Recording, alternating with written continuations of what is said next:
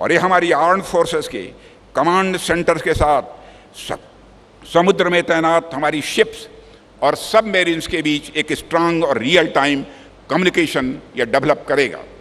और यह स्टेशन हमारे मैरीटाइम इंटरेस्ट को सिक्योर करने की इसी विजन के साथ, इसी दृष्टिकोण के साथ बनाया जा रहा है। साथियों, कई बार हमारे पास इक्विपमेंट भले ही ज़्यादा हों, मैन पावर भले ही ज़्यादा हो, लेकिन उस स्थिति में भी अगर हमारे पास सटीक सूचना नहीं है, सटीक इन्फॉर्मेशन नहीं है और हमारे बाकी के सेंटर्स के साथ हमारा अच्छा कम्युनिकेशन नहीं है, तो हमारे लिए निर्णय लेने में बड़ी दुविधा उत्पन्न होती है। मेरे कहने का अर्थ यह है कि एक सिक्योर और रियल टाइम कम्युनिकेशन का न होना हार और जीत के बीच एक निर्णायक फैक्टर साबित हो सकता है। इसलिए इस वेरी लो फ्रिक्वेंसी स्टेशन का महत्व है। साथियों, हमारे पास रियल टाइम कम्युनिकेशन न हो तो लाख एसेट्स होने के बावजूद हम बढ़त हासिल किसी भी सूरत में नहीं कर सकते हैं। इसलिए मैं समझता हूं कि हमारे कम्युनिकेशन सिस्टम का मजबूत होना उतना ही इम्पॉर्टेंट है जितना इम्पॉर्टेंट हमारे लिए मिलिट्री इक्विपमेंट का होना है। साथियों, आज हमारी नेवी के पास बड़ी संख्या में शिप्स हैं। मैं नंबर नहीं बतलाना चाहता हूं, बड़ी संख्या में हमारी नेवी के पास इस समय शिप्स हैं। इसके अलावा भी ऐसे अनेक प्लेटफार्म्स हैं जो डीप सीज, गहरे समुद्र में कार्यरत हैं। भारतीय नौसेना के अनेक जहाज व अन्य प्लेटफार्म पूरे इंडो पैसिफिक रीजन में फैले हुए हैं। भारत और हमारी नौसेना का स्फेयर ऑफ इंटरेस्ट पूरे इंडो पैसिफिक रीजन में ईस्ट से मलक्का स्ट्रेट से वेस्ट में गल्फ ऑफ एडन और पर्शियन गल्फ और अफ्रीका के ईस्ट कोस्ट तक फैला हुआ है। हिंद महासागर क्षेत्र में तो हमारी भारतीय नौसेना फर्स्ट रेस्पॉन्डर और नेट सिक्योरिटी पार्टनर के रूप में उभर कर आई है।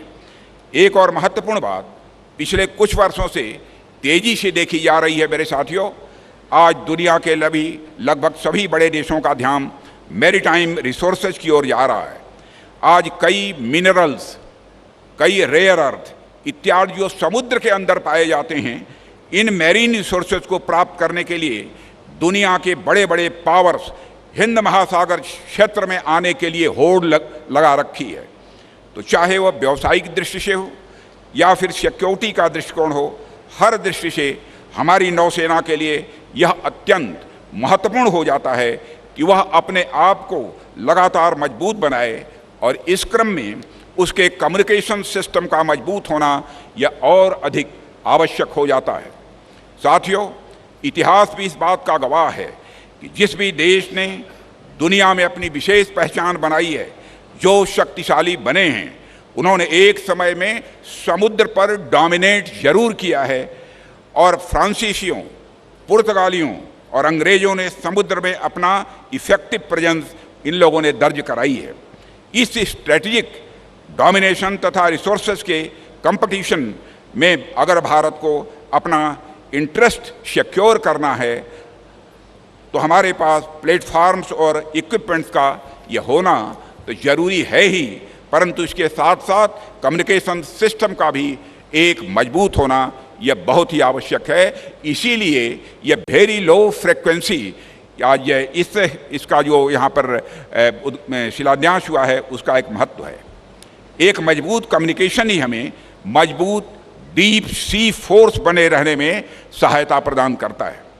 साथियों, आप लोग में से शायद कुछ अवगत होंगे कि अभी तक भारतीय नौसेना 30 साल से ज़्यादा पुराने INS कट्टा बोमन के माध्यम से ही डीप सी में अपने प्लेटफार्म्स के साथ कम्युनिकेशन इस्टेब्लिश करती आ रही है। लेकिन जैसे जैसे टेक्नोलॉजी और आधुनिक होती जा रही है, मॉडर्न होती जा रही है, वैसे वैसे एक नए वेरी लो फ्रिक्वेंसी स्टेशन की ज़रूरत को महसूस किया जाने लगा था।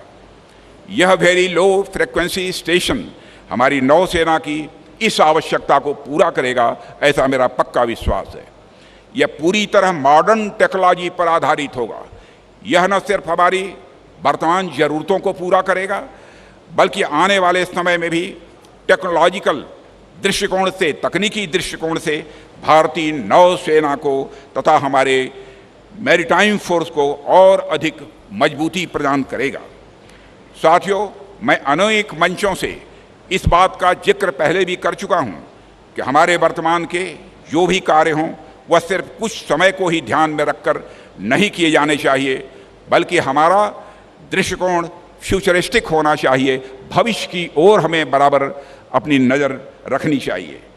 सरकार में भले ही 5 साल के लिए सरकारें चुनी जाती हैं, लेकिन सरकारों का दृष्टिकोण सिर्फ 5 वर्ष का नहीं होना चाहिए, बल्कि आने वाले कई दशकों का होना चाहिए।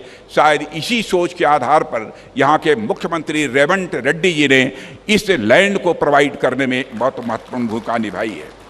ठीक उसी प्रकार टेक्नोलॉजी के क्षेत्र में भी हम यदि कोई स्टेशन या फिर कोई मिलिट्री स्टैब्लिशमेंट स्थापित करते हैं तो उसको हम सिर्फ कुछ समय के लिए ध्यान में रखते हुए इस्टेब्लिश नहीं करने चाहिए, बल्कि हमें इस बात का ध्यान रखना चाहिए साथियों कि आने वाले कई डिकेड्स तक, कई दशकों तक किस प्रकार से वह हमारी मिलिट्री स्ट्रेंथ, हमारी सेना की ताकत को अपनी सेवाएं वह दे पाए।